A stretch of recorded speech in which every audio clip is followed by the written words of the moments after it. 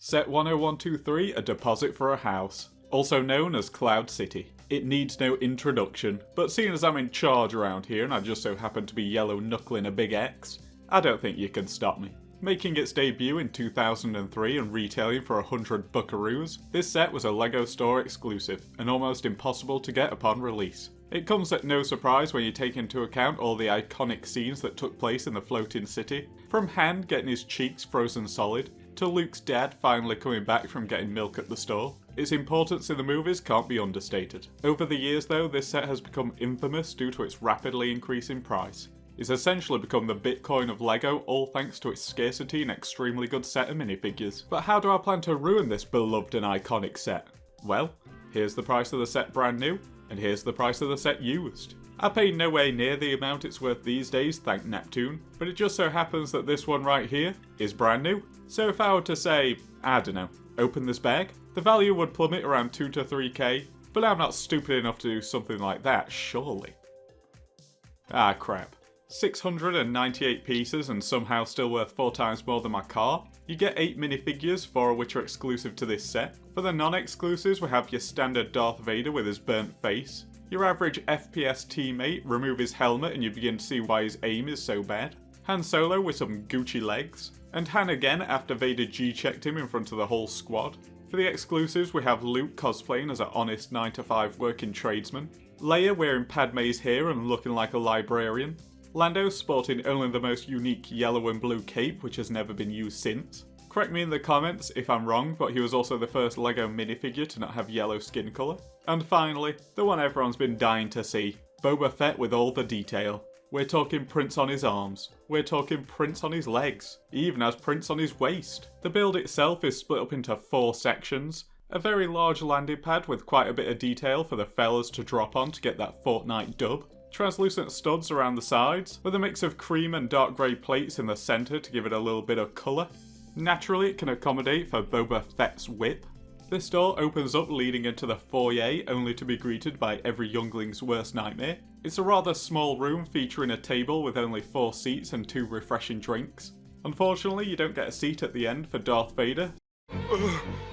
He's just standing there, menacingly! A decorative plant on one side and a suggestive structure on the other that controls the door mechanism. It's all connected onto a string similar to the castle sets we've looked at before, only this time it actually has a stud at the end to connect to the LEGO bricks rather than just being crammed under them. One quick thing about this door though, is that it don't open up all the way, so it can be a bit of a squeeze to get the boys through. The Stormtrooper is a seasoned veteran at this point though. Take over.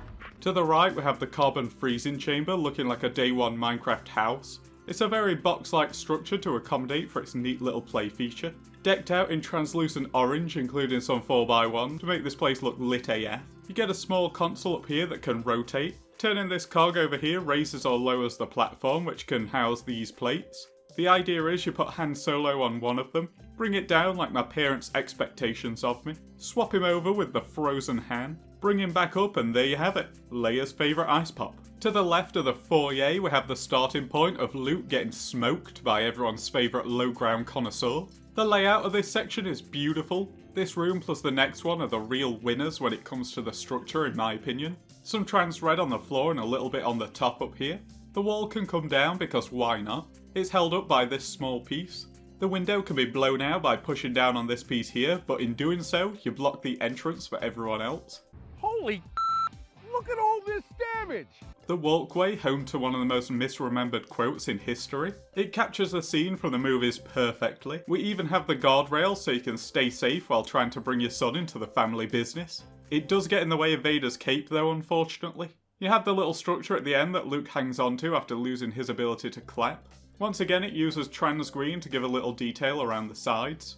Personally, the only gripes I have with this set is the position of the carbonite chamber. Why LEGO put it on the right side I'll never know. Also the size of the foyer, it's rather small so it's hard to set up the scene like in the movies. Now would I recommend this set? Jesus no.